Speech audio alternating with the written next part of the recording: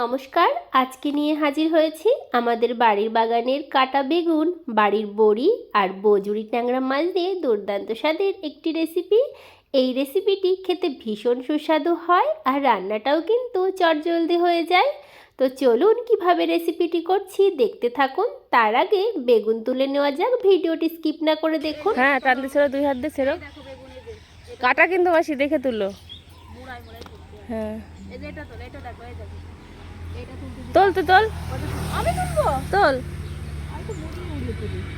ভীষণ কাটা তো, ভীষণ কাটা, ওই জন্য আমি যাতে না ছিঁড়ে না যায়। খুব কাটাই গেছে, ওইখানে দাও, খোয়ার ভিতরে হয়েছে দুটো। গাছটা কি বলতো টানলে পরে ছিঁড়ে যাবে, এই জন্য আমি ওই যেটা মুড়িয়ে তোলা যায় সেটা মুড়িয়ে তুলি। টাটকা বেগুন বিনা সারে না, একদম এই বেগুনের স্বাদই আলাদা।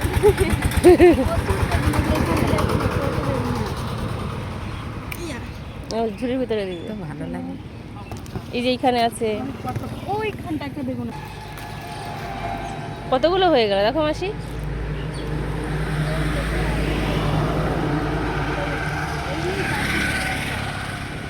ফ্রিজে রাখবো তাও ভালো থেকে আছে। এখানে অনেক কটা বেগুন আছে, দেখা যাচ্ছে না? হ্যাঁ, দেখা যায় না, বলছি না, দেখা অনেক বেগুন আছে। না, তুমি দেখো না কত হয়, আমি প্রতিদিন একসাথে করতে পারি। না না, কেনা লাগে না তো। এই বেগুন অনেকদিন বেগুন দেবে জানো। পাতাগুলো সারাই সারাই খেতে, মানে বাইরে থেকে বোঝা যায় না তুমিও এত বেগুন আছে।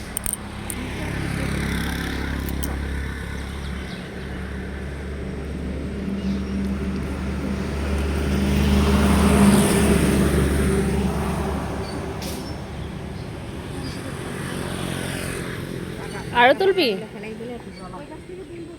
এই মা বলছিল যে ওই শোলা বেগুনগুলো তুলতে, ওই যে শোলা বেগুন, এই শোলা বেগুনগুলো তুলি। মা, এই শোলা বেগুনগুলো তোলা লাগবে না?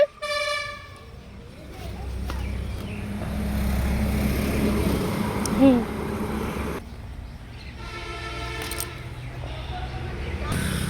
কত বেগুন হয়ে গেছে, অনেক রকমের বেগুন আছে। এরকম আসি, ওইটা তোলো, ওই যে না বড় হবে এটা।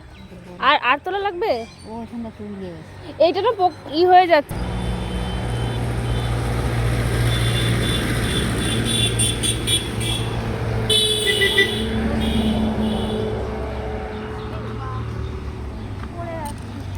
এগুলো না, এখান থেকে আরেকটা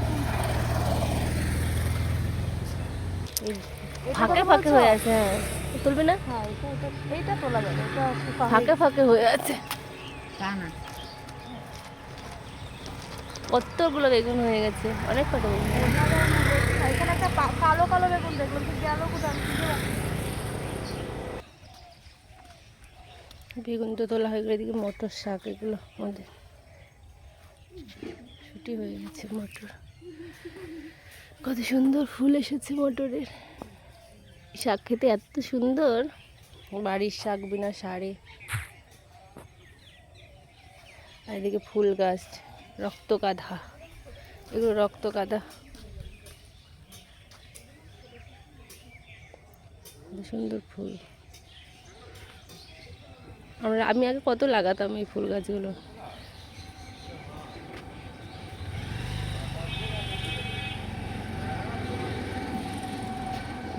বেগুন তুলছে, আমাদের উঠোনের উপরেই চাষ করা, এই সামনে উঠোন।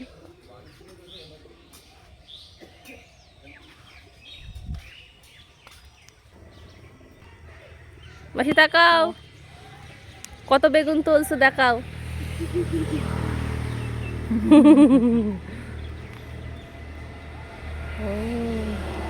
এদিকটা দেখেনি, দেখাইনি এদিক, দেখো কতগুলো তুলছি।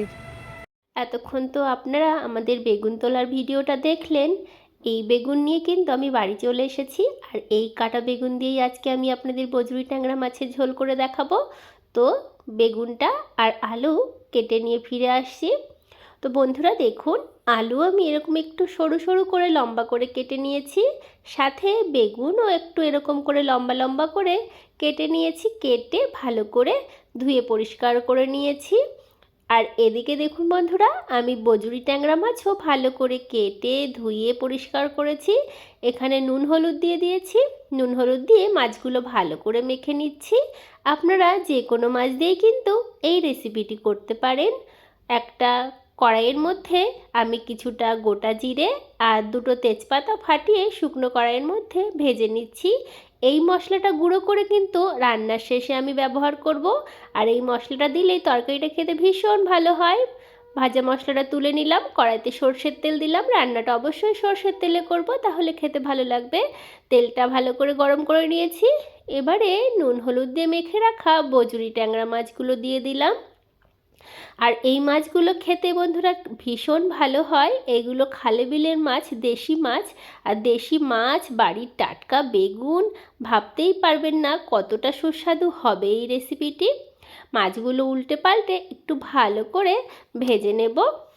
তো বন্ধুরা দেখুন, আপনাদের সঙ্গে কথা বলতে বলতে আমার কিন্তু মাছগুলো ভাজা হয়ে গেছে, তুলে নিলাম।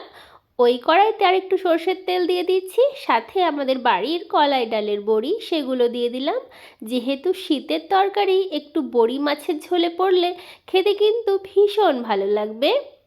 তো দেখুন, বড়িগুলোও আমি লাল লাল করে ভেজে নিয়েছি। এবারে বড়িগুলোও তুলে নিচ্ছি। কড়াইতে এবারে আরেকটু সর্ষের তেল দিচ্ছি। তেলের পরিমাণটা খুবই কম রেখেছি। ফোড়নে দিলাম গোটা জিরে। ফোড়নটা ভালো করে ভেজে নিয়ে লম্বা করে কেটে রাখা আলু দিয়ে দিলাম। আলুটা কিছুক্ষণ ভালো করে তেলের মধ্যে ভেজে নেব। তো আলু কিছুক্ষণ ভেজে নেওয়ার পরে বেশ কয়েকটা পরিমাণে কাঁচা লঙ্কা দিলাম। লঙ্কা দেখে ভয় পাবেন না, আপনারা আপনাদের পরিমাণ অনুযায়ী লঙ্কা দিয়ে দিতে পারেন। তবে এই রেসিপিটা একটু ঝাল ঝাল হলে খেতে বেশ ভালো লাগে। স্বাদ মতো নুন আর পরিমাণ মতো হলুদ গুঁড়ো দিয়ে ভালো করে কিছু সময় ভেজে নেব। তো বন্ধুরা ভালো করে কিন্তু দেখুন ভেজে নিয়েছি। এই রেসিপিটি শীতের দুপুর হোক বা রাত, যে কোনো সময় খেতে কিন্তু ভীষণ ভালো লাগে। ঝোলের জন্য পরিমাণ মতো জল দিয়ে দিলাম।